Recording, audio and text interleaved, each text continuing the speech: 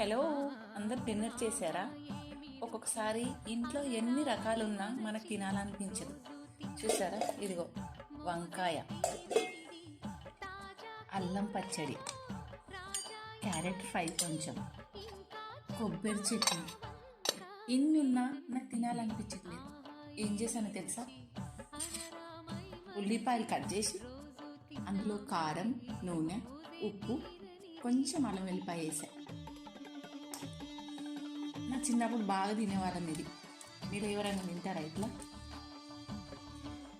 చాలా టేస్టీగా ఉంటుంది. ఇప్పుడు అన్నీ ఉన్నా నాకు తినాలనిపించట్లేదు, అందుకే ఈ ప్లాన్ చేశా. భలే టేస్టీగా ఉంటుంది తెలుసా. అప్పుడప్పుడు తింటుంటా నేను. జొన్న రొట్టెకైతే ఇంకా సూపర్గా ఉంటుంది తెలుసా.